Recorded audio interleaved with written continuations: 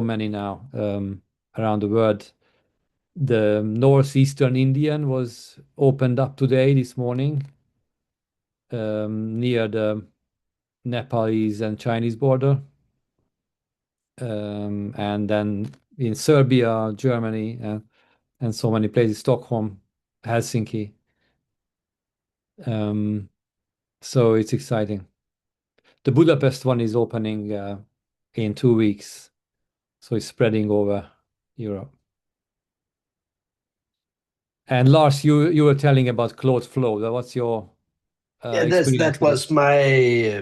my introduction to the Discord channel or Discord. Is it a channel? This Discord community, and then I just browsed around and been to the Thursday events a couple of times. I'm just curious. I've been running Claude Flow a couple of successful times, having it go through similar steps as Ruben has shown with creating RDAs or DDRs, and then have on a form of agents building stuff. So interesting and fun to experiment with. So I own a sensor, a physical sensor that measures thickness. I must have one here that measures stuff that people use for rehabilitation. It looks like this. Interesting. It's a sensor you can attach to a piece of resistant band. And then when you do resistant bands exercises, which is, see me stretching. When you do these kind of exercises, then people are, if you get an injury in your elbow or shoulder or anything like that, you'll be issued a piece of resistant band. So we got the sensor. The sensor measures the thickness using a capacitive sensor. So that means basically just a force field or thickness, really, really precise. And then it has a gyro and a accelerometer and memory and Bluetooth and stuff. Now I've just used Claude Flow to build an engine that can, using a vector database, guess on people what exercise people were performing using Claude Flow, because Fantastic. the movements people do are quite similar when they have to, and they are being instructed to perform the exercises in a certain way. So now we can guess what kind of exercise people have been performing. So that was quite fun. And you've got a new guest. And this measuring the thickness. Hi, Ragunat. How are you doing? Hey, I'm good. How are you? Yeah, good. We started already, so if you want to join or introduce yourself quickly. Hey, I'm Ragunat. I run this company called Legacy Code HQ, legacycode.com. And I have been working with the agentic tools and large code bases for a while now. I Amazing. just found out about this event on LinkedIn, so I was curious and I wanted to join. That's all. And so you around London or UK or far? I'm from India. All right. Okay. Yeah. Because the sound is very good, the quality. It sounds like local. They have Okay. fiber everywhere down there. Fiber. Fiber in the dirt roads. It's everywhere. It's amazing in India. Yeah. The connection. So I wanted to back to Lars' presentation that it's measuring the thickness of the plastic, right?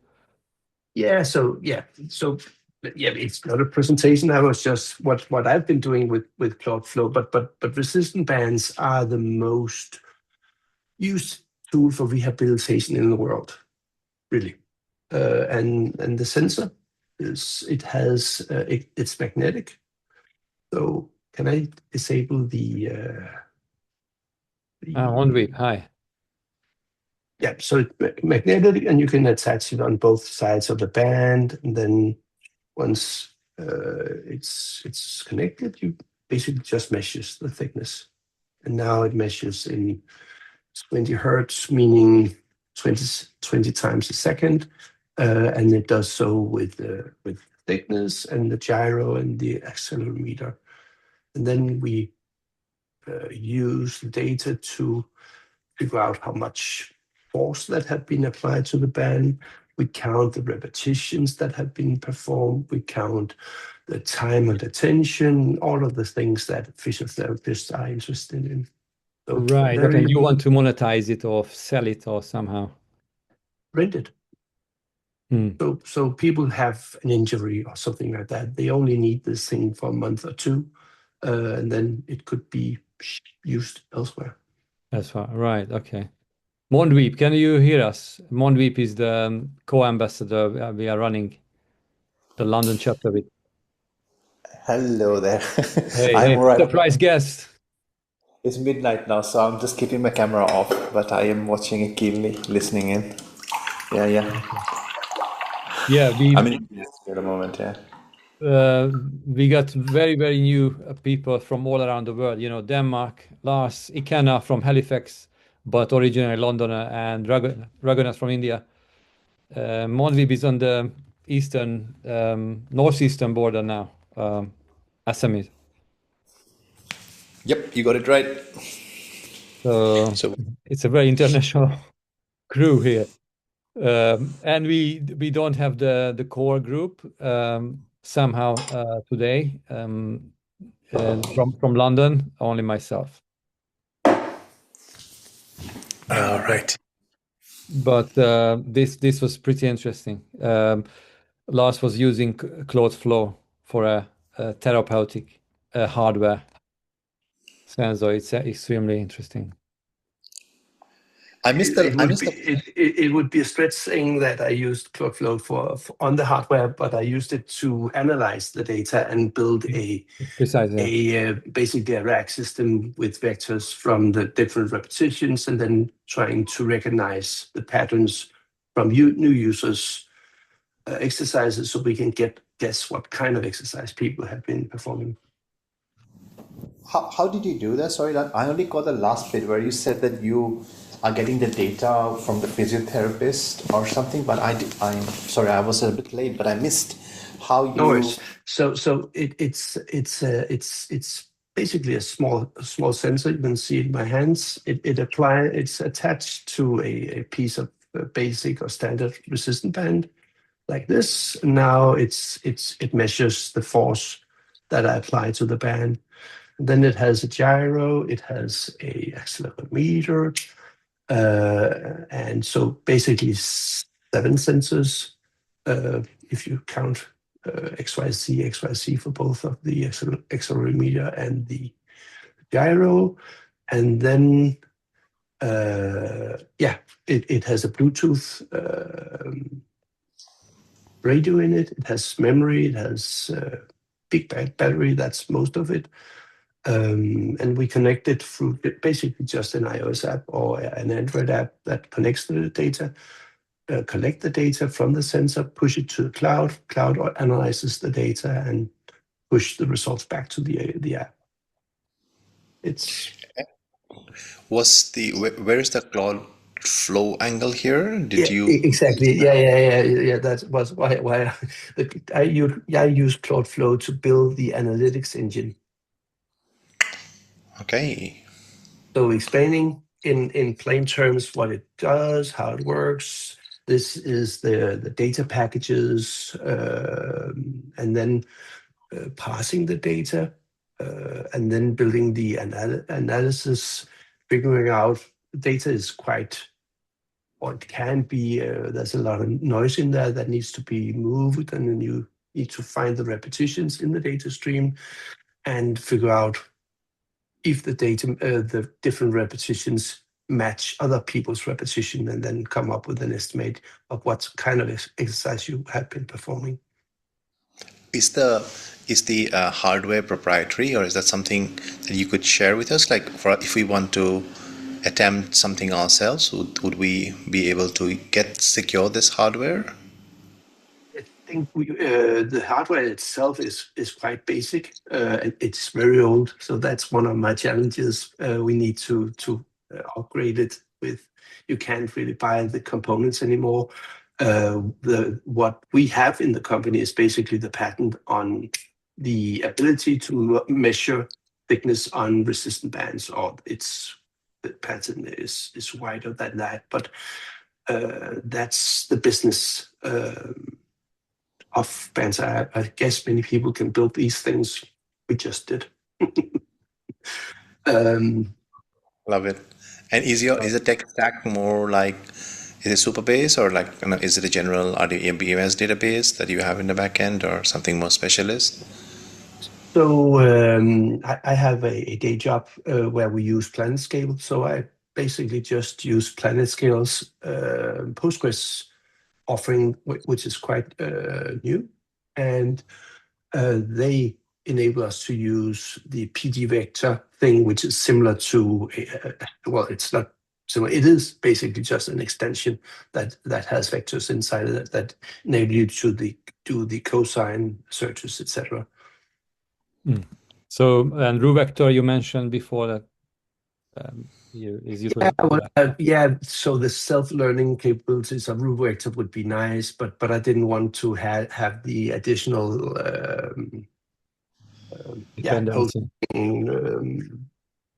hosting troubles. PlanetScale just works out of the box. Maybe I'll add it later. We'll see.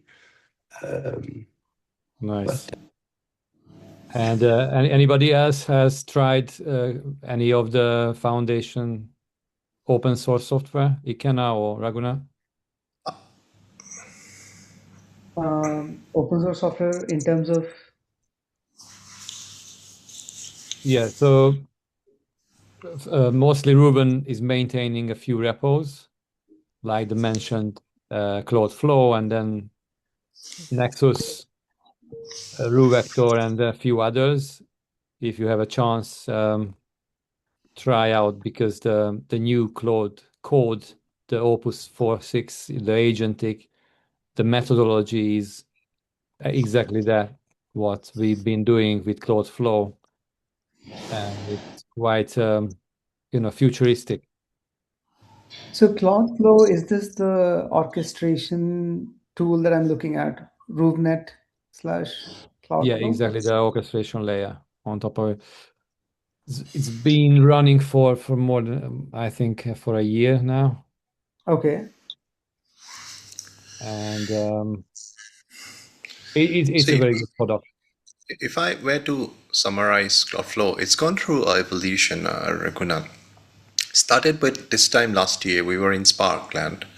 So sequential programming, autonomous but sequential, like you define like who is a specification writer, pseudocode writer, the architect, the refinement layer, and the completion layer. So you define different roles basically, and it was a very sequential process. I mean, if you remember RuCode, Klein, so those were the tooling that was in use in this place. It's progressed like with the Swarm technology and all the stuff that you see in the Roof.net projects. They are like rehabilitation, we talked about that. It's quite a significant part of it. Then there are a lot of other small projects. He has rebuilt everything in a modular format. And Claude Code kind of incorporates everything within it. The name Claude is misleading. Claude was as a marketing hype when Anthropic released Claude Code, right? But it's got nothing to do with Anthropic or Claude. So it is basically agnostic of the underlying execution engine, which happens to be Anthropic for most of us, but it could be anything else. Yeah, so you run with anti-gravity, with Google models, you ran it yourself, Mondweep. Yeah. And I did with GLM and Kimi 2.5. So but GLM 5 was just released, right? Yeah, a few days ago, I think. I was going to add that recently Ruve released the Codex version for So Claude Flow, just like Mondweep said, the name is becoming ever more misleading to like what it actually is. He posted today that he wants to change the name.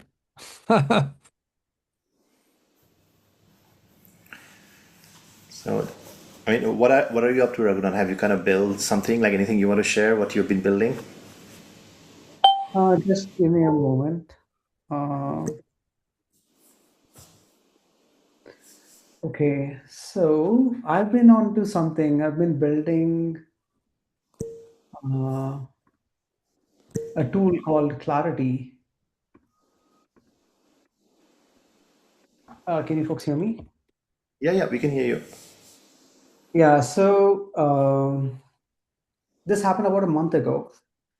A month ago, I was on a break for a couple of months, and then I came back from the break and started looking at a code base that I had at hand. And it was incredibly hard for me to understand what was happening with the code base, right? So I took a piece of paper and then started like drawing a dependency graph in one of the components to really understand what was going on, because it was written by an agent. And the second problem that I have is every time I give a task to an agent, it just generates a bunch of code, and I have no idea how it looks like or how the solution looks like, because in a week, the code base is in a very different state, and I don't really have a good picture of like the data flow or the components and how they interact with one another, right? So earlier, when you used to build systems, you had an updated mental model about the problem statement as well as the solution that you're building, because you're constantly building it and you're up to date with it. But right now, what has happened is like the agent moves so fast, it is really hard for us to catch up and figure out what's going on with the code base, right? So what I did was I built this tool. It's a visualization tool. It basically shows you dependency graphs in the code base. So what you do is like when an agent completes doing its task, you just say clarity show, and then it builds a dependency graph, right? Now, a lot of times dependency graphs don't work. It's because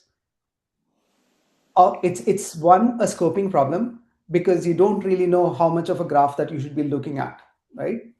And the second problem is when you're reviewing code, the unit of review is usually a file. So if I'm going to give you all the types in the code base, then you have to reconcile those types against the files, right? So what the tool does is just gives you a dependency graph that is file based. So you don't really see how types are connected, but usually see how the files are connected with one another. Is it 2-dimension? It's just 2-dimensional. So just like a graphist diagram that shows on the screen. And when you're working with a small scope, usually the way how the graph looks like is it's laid out from the left to right, right? But then your low level components are on the right, and your high level components on the left. So what you do is when you start reviewing from the right side of the graph, so that you're building your mental model from smaller components to the bigger components. So it's a lot more easier to reason about. Like say, for example, if you're building a HTTP RESTful endpoint, your controllers will be on the right because they're doing a lot of orchestration. They have a lot of dependencies. But on the right, you would have your entities. So even though the AI is building stuff, you can sort of like start from the smaller parts and then update your mental model by moving towards the left, right? And in addition to the production code, the dependency graph also maps your test code if it is part of the chain set. So you can also see, okay, here's my test code, and like, why is my test code using these two different files or whatever, right? Like you can reason about it. And sometimes it also highlights cyclic dependencies. So you can ask the agent, like, why is there a cyclic dependency here? Can you fix it for me? And the agent will use the tool for feedback. It's deterministic because it does language parsing and all of that. And then it will verify the change against the tool's output. And you don't really have to go and tell or like, wait for it to hallucinate, because you have proof that it has made the structural change that you asked it to do. So that is the tool. I can share the link. Yes, please. Yeah. Yeah, but I believe the tool is interesting, but I had fun building language support for 13 languages, right? So it supports 13 different programming languages. And in one day, I added like support for like 8 or 9 different languages. So I built a tool in Golang. I don't know Golang, right? I've been a Java Kotlin developer for like over a decade and a half, but I've never written Golang. And then dependency resolution, aliasing, imports differ across different programming languages, right? And it's really hard for one person to go figure out how dependency resolution works across 13 different languages, and like, you don't even know if you're doing it right? So they're all different. Let's assume. They're all Completely different types of dependency resolution across different languages, programming languages, right? Yeah. So one way to do this is to sort of like write small examples in each of these programming languages and then have failing tests and then like capture the specification, right? That's one way to do it. The way how I did this was I came up with a specification, but it's not like a traditional markdown file, a specification that can execute. Like, say, for example, what I told the agent was go and clone a third-party code base. That's not too large. Like, don't clone the Linux kernel, for instance. Get something that is popular, reasonably sized, clone it to the temporary directory, right? And then I asked the agent to say, pick 10 commits, and each of these commits should have at least 5 to 30 files in them. And most of those files that were modified should belong to the target language that we are testing, right? So if it is Ruby, then the change set should have like a lot of Ruby files in it. And pick 10 of those commits and then show these commits one at a time to me, right? And the tool can render graphs in both GraphViz and Mermaid format. So, and most of the desktop-based coding agents like Codex app, Claude Code desktop, Cursor, like anything built on VS Code, they're capable of rendering mermaid diagrams in the chat conversation panel. That's right, yeah. So I said, like, just show me the diagram and then I'll tell you like what to do, right? And it will show me one diagram. I'll look at it and then tell it. I look for discrepancies, right? Like you look at it and then like you could do some pattern matching because you're a software engineer. Basically, you save time not reading the code line by line. I don't read the code, right? So it shows me the diagram and then I say, hey, a test file and a production file has changed. Why is there not a dependency between the two, right? Or sometimes there could be too many dependencies, arrows going on, and the graph could look messy. And then you say, there's something wrong. Go check out the file in a certain commit. You tell me what is wrong, right? So you need a human judgment. Test. Yeah. So that way you're not only capturing the requirements from an Excel code base, right? And then you keep doing it enough number of times. So you add support for one language, then you convert it into a skill, right? And that skill is checked into the repository. So now for every new language that I want to add support, I just add support to the language and then ask the agent to run the skill. And I just like keep monitoring the diagrams. And then based on these information that I look at it, those external use cases are captured as tests and then they're committed inside the code base. So you're not like you're using an Excel repository, but you're capturing requirements and committing it into your own code base. Yeah. And this is what I enjoyed a lot. Where would you use it? Like enterprise, where there are too many legacy code is running parallel? So I use it all the time. Like during development, I use it to review my code, right? So I don't review a lot of my production or test code, as long as the solution looks correct and I know like a few tests are present, I'm okay with doing it. And the second thing that I do is when AI generates code, it generates code with the constraints that are present in the current code base, right? And the constraints are in terms of like how files are related to each other. I believe like agents focus more on behavior, but then they don't really focus on structure, right? So what I do is I constantly keep looking at the structure and I ask the agent to evolve the structure. So it's a lot more easier to maintain. Maybe I have a workflow that I can show you. Yeah, I can show you a workflow. If you can share the mermaid or any graphs. Yeah, I can share my screen. Yeah. So this is today's this is another feature I was building, and this was the first pass, right? If you look at it, there's like a bunch like there's a cyclic dependency. So it's Go, it's not cyclic dependency in terms of like package level cyclic dependency, it's between types. Then I asked it to do another change and it made it worse. So this is how it looked like. Then I started giving it feedback about this is a different module. Yeah, this one is Delta, right? So this is not Delta. So if you look at this, then I asked it questions.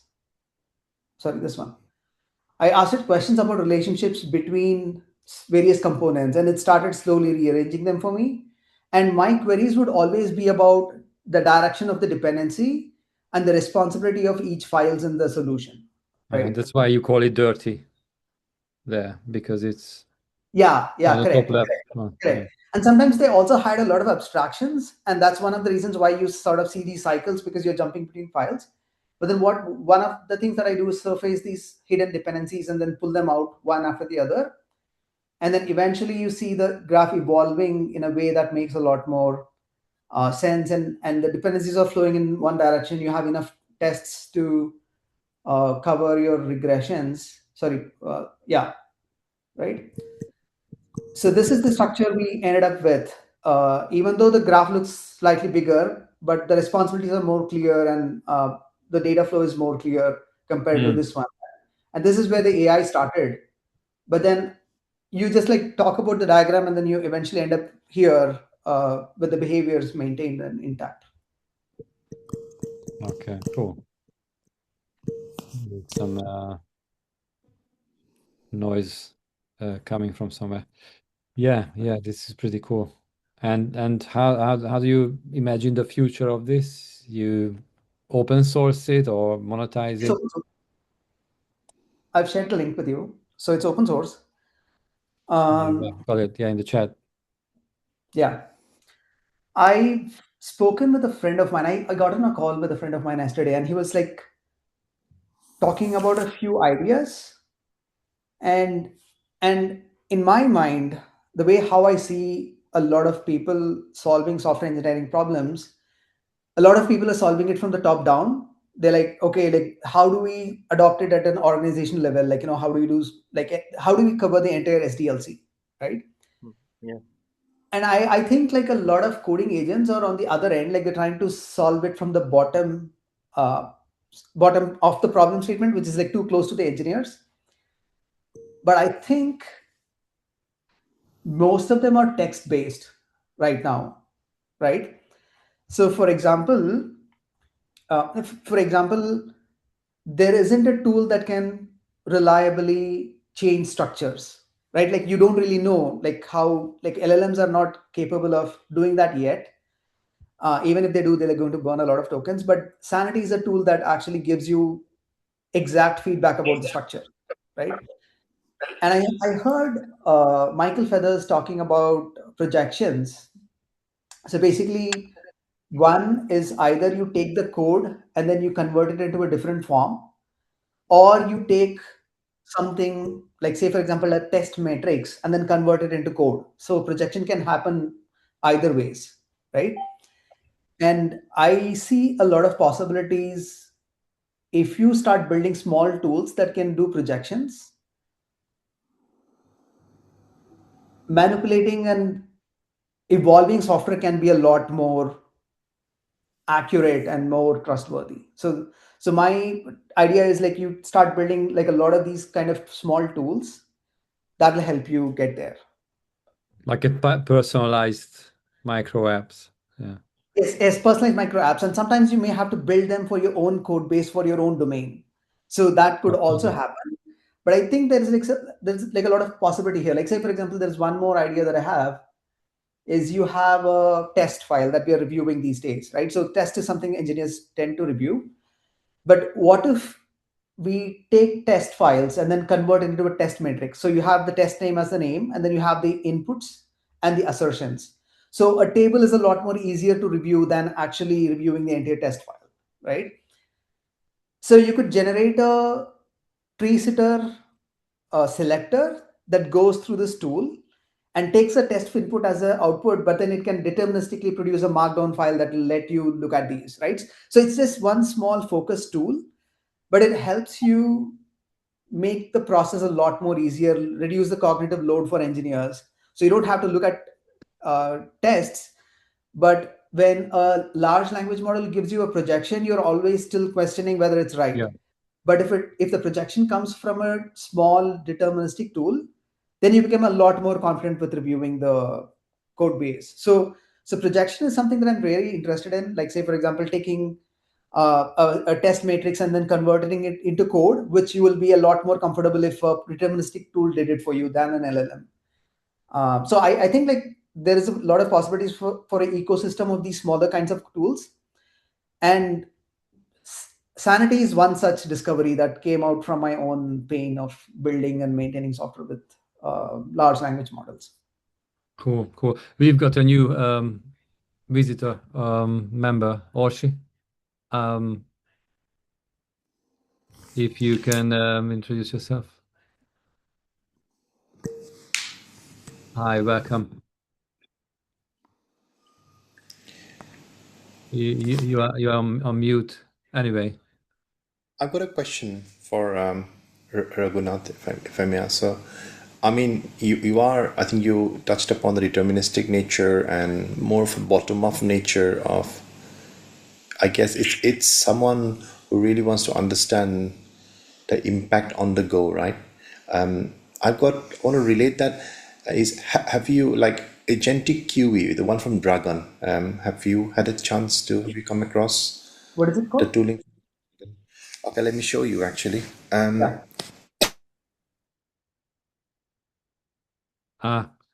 Mondweep, you are frozen.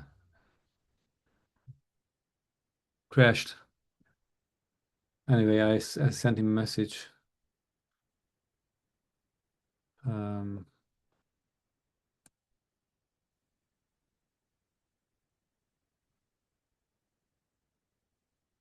Yeah, I think that we lost him. Mondweep. Do any of you know about the project that he mentioned? Like, do you have a link? I was not. I didn't hear the project. What was that? I was chatting on for the other parties. I think he was saying something about Dragon. I don't know. Yeah, The Agentics QE. QE. Yeah, so you can find it if you Google Professor of Tests of That's Professor amazing. Yeah. of Testing. That's Dragon's website, and I think that should be a good starting point. And from there, I think the main information you really need is on the GitHub. So I think there's a link. There should be a link on his website. So, you know. And Can he you please frequently on LinkedIn. type it into the chat box? It's in the chat, so Okay.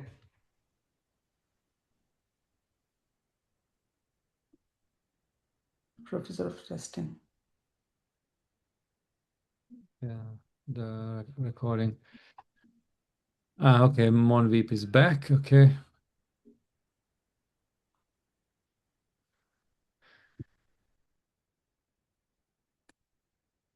Sorry guys, I probably clicked the wrong button, but I am back here. Hopefully you can hear me. So I'm going to share my screen. Hopefully you can see my screen. Can you see my screen or you can't see my screen? Not yet. Not yet. Not yet. Right. Then maybe I have to give up. It doesn't work. So it doesn't like me to share my screen by the looks of it. I am going to do one final thing. Share screen, and it says display over other apps. I'm so sorry, I cannot share my screen. It doesn't allow me. But the repository is called. I'll put it on the chat for you to look. So share and copy the link, and I will go to the That's Zoom. Dragon. Yeah, it's a Dragon site. So I'll just put it on the chat unless you have it, Bence. I've got it here on my screen because I use the skills. Yeah, so he has created the Agentic QE repository. Could you show your screen, maybe, Bence? I put it on the chat here. So Ragunat, it might be worth your doing a comparison. I did ask Claude actually. I gave it Dimple. your. Sorry. Dimple Francis just logged in. Yeah, hi. Thank you Hi. for letting me in. Yeah. Hi, welcome. Yeah, so trying to share my screen. Okay, here we go. yeah, so please have a read through it. I mean, I think you might I think it probably is complementary what you are doing. I actually asked Claude Code to compare, and it shows very nicely the clarity, show the structural reality, like as you showed the dependency graphs and blast radius. But Agentic QE looks at proving that the code works, like the whole point about coverage and flaky detection, security scanning, and all of that stuff. So it might be interesting to explore whether we can create a skill leveraging both the capabilities that you have produced and what is in Agentic QE. I actually tried, I have created some skills using Agentic QE and Claude Flow together. And I mean, I'm not a hardcore developer, but I have found it to perform consistently when I try to build something. I'll stop there. Dimple, if you can introduce just quickly yourself, we are calling from. Okay, hi. So, sorry, I'm not able to be on camera today. No problem. Okay, so hi everyone. I'm Dimple and I'm based in Edinburgh. I have over 12 years of experience primarily in ETL as an ETL developer and data engineer. So I have started exploring and prototyping small, very small, not like how it's being done in Agentics, but I would like to learn more. So yeah, that's pretty much. Somehow your name is familiar. Are you in our WhatsApp group, maybe? Yeah. So I have been attending this since a very long time. Only I think past 5 months I've not been able to do it regularly, but I've been attending the main roofs meeting every Friday. It's been since 5 months. I'm distracted with other things here. Okay, cool. Yeah, nice. And have you tried any of the community repos, any like rehabilitation or even this dragon stuff? So I have only tried Spark, and that has helped me, like when I have prototyped with Lovable, to get that up to speed. But after that, I think the developments have been so fast that I have not been able to catch up. And I see Claude Flow is something that's got lots of downloads, so that's something I would like to look at. But yeah. I'm not at your level, but I'm trying to learn. Yeah. Yeah, it's always you open up a Claude or Gemini window on the right side, on the left, Yeah. your terminal or VS Code, and just ask. That's what Ruben is saying, that that's the best thing with Claude Flow, that you can ask the language model how to install it and how to use it. Okay. It's amazing. So you've got an instructor, a coach next to you every time. Yeah. So I have just started playing around with skills. So one question I thought of asking today, like after your session is over, maybe we can have a Q&A, and yeah. Cool. And Mondweep, how was your day? You opened up the first Assam chapter. Yeah, it is fun actually. We kind of I lost count. Like we had full room subscription, then we had to increase the subscription to 100 people. I didn't maintain a count, but the room was pretty full, and I think there were a few people online. So we actually 70 or 80. Yeah, but what I realize is that, and I think Ragunat may be able to empathize this, is a lot of the things are like Bangalore is one area. I'm presuming Ragunat, you're based in Bangalore, but many places like the awareness is very little in terms of what is happening. And yes, there are tech companies, but there are so much of infrastructure investments at the public sector going on. Therefore, Rene, it is the opportunity that, or the ability to make a difference is huge. So there was a big reception. Basically there was a lot of curiosity. All I did was very fundamental introduction to what is agentic AI, and effectively shown some of the things we do. And I think it was Bence shown your Anna AI as well, which was very well received, which is a med tech. For those of you who may not be aware, Bence actually took his mom's 30 years of IP and he has plugged it into Servant AI basically, and made that IP on psycho-oncology available across 22 languages. So this is not hallucinated medical information, but very verified medical information which can be used for pre-cancer diagnosis and I guess providing comforts, because I think many times doctors themselves are overwhelmed by the amount of questions family members ask when someone is diagnosed. So the whole self-service so it is quite an interesting one. So I recommend you if you can have a look and give some feedback. But we did those things, and we had some government officials coming in. I had created something based on some recent policy announcements, and my intent really is very simple. I want to plug the local talent, the local opportunities with a global network. So like if we therefore find like in different parts, and for me also trying to evolve a model in a developing world with Agentics Foundation. Like, a lot of great work is happening in Finland. The Finland chapter is doing in public AI governance. They're doing great work. They demonstrated on Friday. If we can bring some of that to developing world and create a template, right? And something that is proven, because that I think is where Agentics Foundation can differentiate itself from others, like, Agentic AI Foundation, which are very corporate-led organizations, right? But what can we do at a grassroots level? So for me as well, it was learning. It was a lot of people. I tried to improvise by creating some interactive, QR code based, demonstration of apps. But it was good. So we look forward to kind of working with the community generally and building forward. Yeah, it's amazing. Even if you are thinking about the edge browser GPUs, it's a huge opportunity on every level in government and privacy and areas without fiber, because there are even in Western Europe there are areas in the UK without high-speed internet, but these models can be locally run without internet.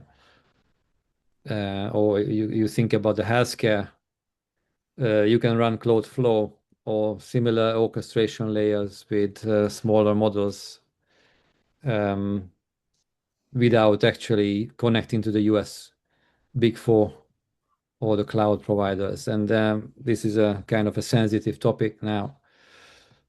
Whether you send your data to different countries or not, or you want to be isolated or protected. Yeah. And Ikenna is still here, or I think so. Yeah, you are still here with the I'm chef. still here. I was muted. Yeah. Okay, chef scribe icon. That's brilliant. What's your area? I'm a product engineering guy. So I schooled in the UK. I lived there for 14 years before we moved over to this side. So I worked, like I was telling you, I was in my student days in the early 2000s. I was working at Skills Matter, the Silicon Milk roundabout area. So yeah, so that's my foundation, right? And that's where the name Chief Scribe comes from. I used to work for a company called 13 Scribes, and we used to joke around back in those days. So that's kind of, so a scribe is just like a software engineer. It's another way of just saying you're a software engineer. So, but these days, yeah, doing Agentics now. Joined the Agentics Foundation around December, I think. November, December, I can't remember, but yeah, so it's been a ride. I think recently, I got some inspiration from Dragon, Mondweep, Roof, some of the things they've been putting out, and I'm on this journey of figuring out how to give the LLM a little bit more depth, and also to checkmate emergent behavior. And I think that's mostly what I fancy right now. Like I'm just kind of every day, thinking about it, running some prompts and meta prompting, and going through some things. And yeah, I just feel like we're very close to like one-shotting applications and things like that. It just needs the necessary depth. One of the sometimes when I really get some amazing results, the commonality I see is that the more depth, the more domain knowledge you help the LLM, the lesser you get results that are based on confidence scoring, right? So that a more deterministic outcome. So yeah, I'm just trying my best right now. Yeah, thanks. Amazing. Yeah, I'm looking at the grand piano. Mondweep shared it. I created that with Ikenna skill actually. In fact, Yeah, it's amazing. I've got another idea here. This is the software. We got a software, and it's an HTML file on the edge, to be honest, at the end of the day. Now, if we have some simple hardware like what Lars was showing, like even like a phone, if we find a way of integrating the hardware with the software, like on a table, we have synthetic synthesizers created, like, a screen or something. You could have like on-the-go pianos created on a tabletop kind of thing. It's like that's the next thing I want to get to the software layer. To try. That would be cool. I would like to see that. And yeah. I built a mobile application like almost one-shotted it. There were a couple of, loose ends. So I'm still working on it. Is it Android or iOS? Oh, actually with Flutter. I built it in Flutter. Okay. Then it's everything. Yeah. So it just saves me time. And then one of the things I'm working on is, using UI testing, a lot of the stuff that you have in Agentic QE, to force the development process. You know how how the thought around XP, how you pair program, you have your driver and your observer, right? So I don't know, it's kind of a wild chase, but I'm trying to see how I can force the agents to mimic XP a little bit, pair programming, and see what results come out. That's exactly what I'm working on. What is XP actually? That's actually a good question. I've forgotten it, but XP is extreme programming. Extreme programming. Yes, it's actually started in London. I remember the folks. They used to have Riverglide. They used to have this Tony. He lived close to me in Cheshunt, just right when the Tesco office was in Cheshunt. Yeah, he used to live close to me back in. Yeah, so Tony and the other guy, they started the extreme programming movement way back. This was probably 2008, 2005. I'm not sure. But yeah, he was a good friend of mine. I think he's still around. I know he's still around somewhere. Just to ring him up. I think I should have his number too. So like.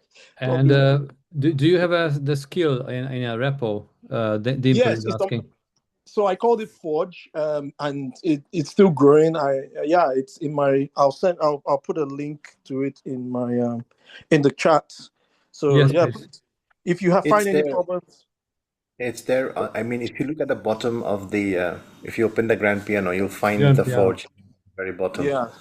It's there at the bottom of in the footer, I think. It's there. Oh, I see the sustain pedal. No, then you click on the question, the question mark. If you're using on a browser, top right hand side is a question mark. Yeah. Okay. So you will see Ikenna's Forge skill link. Got it. Yeah. Yeah. I just put the Forge link, in the chat. So please, because it's a bit. At the moment, it's like the results are varying. I'm trying to see how well I can understand and bring it to a point where, it's a little bit more consistent. But I think right now we're getting more we're getting more decent results than we used to. So yeah, it seems to be working. And Gherkin, I didn't. Forge is not anything new. Forge is more like the way I'm thinking about this area of agentics is just taking some of the practices that we used to do physically that brought out good results, and I'm trying to teach agents to do it. That's exactly what I'm doing. I'm doing nothing new. It's just like, okay, everything we've learned, everything I've gone through that I think worked, how can we like make it work in help agents to do it? And I think that's the fundamental thing that I'm trying to do. Nothing fancy, but it takes time. That's the thing. It's taking time. Yeah, somebody was sharing today that on LinkedIn, and I mean multiple people, that we are overwhelmed and we are burning out because you are just thinking how many tasks you can solve with your agents, and there are sleeping problems. You might spend all your weekends just spinning up swarms and producing code. So it's for the human, is the speed is too much already. I don't know how you guys are managing time and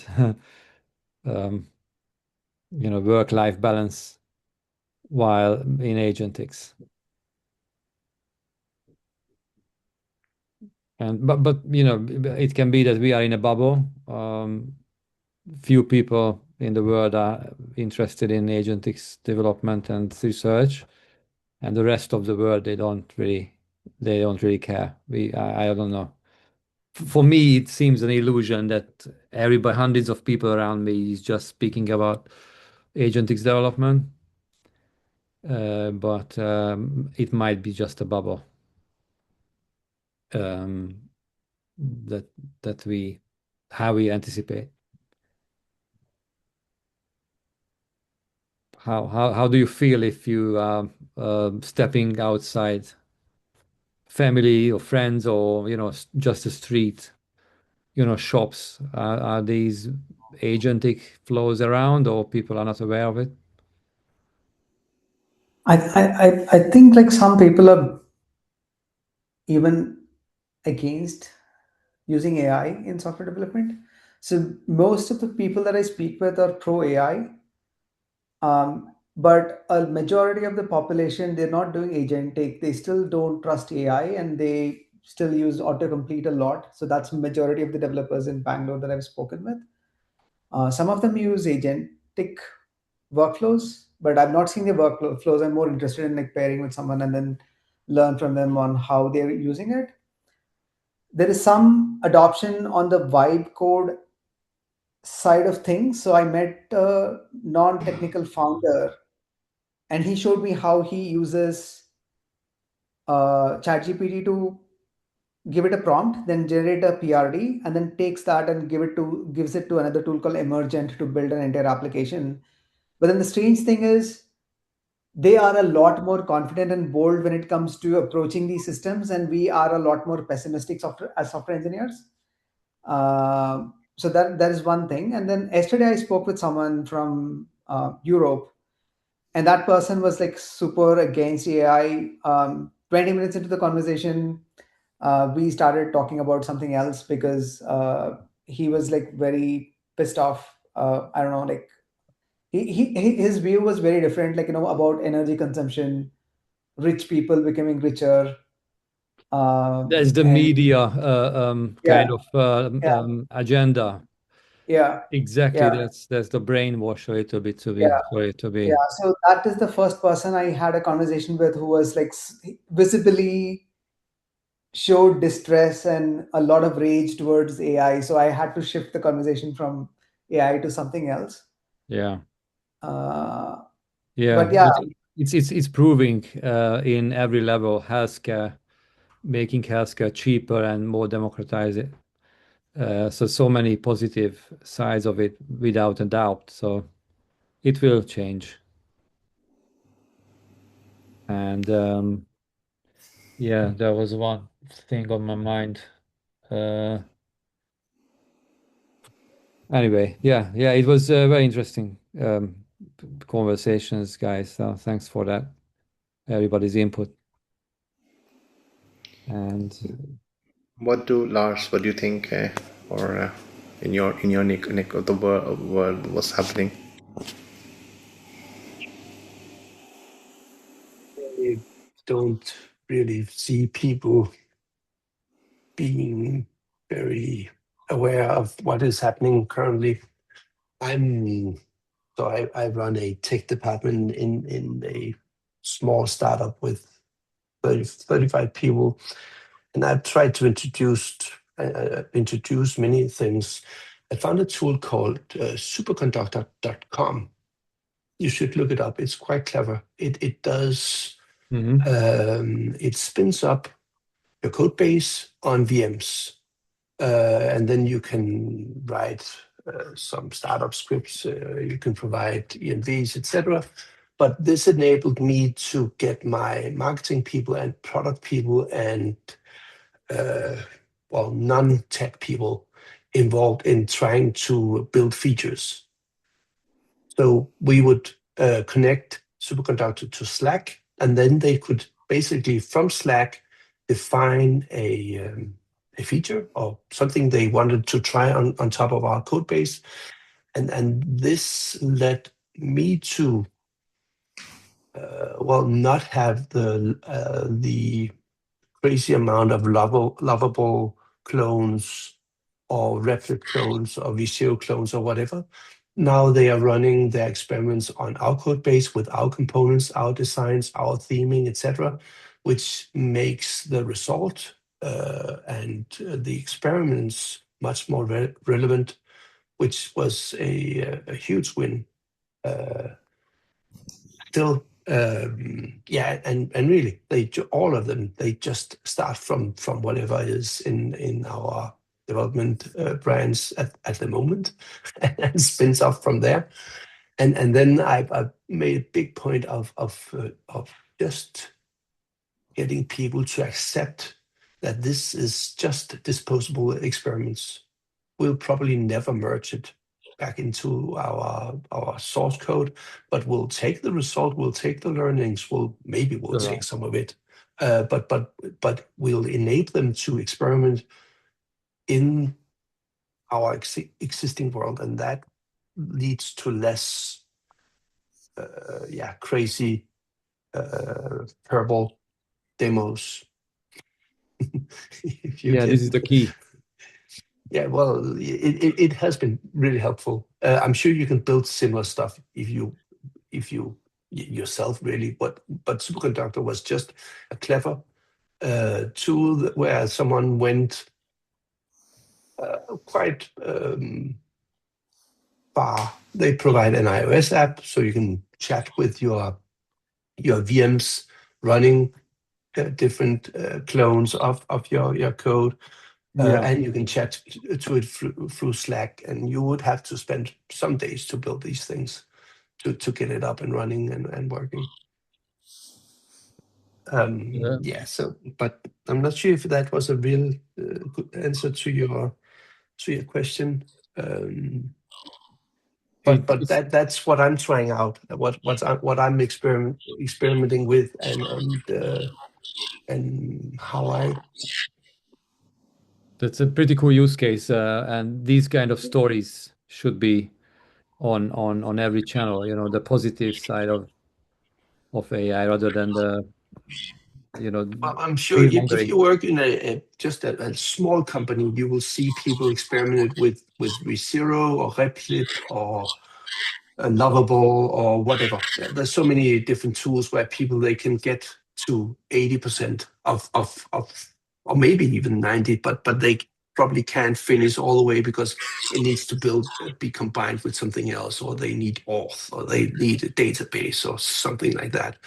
And then they all struggle with having a same layout structure of theming, colors, borders, all of that stuff, and that is in giving them access to Superconductor solve that for me.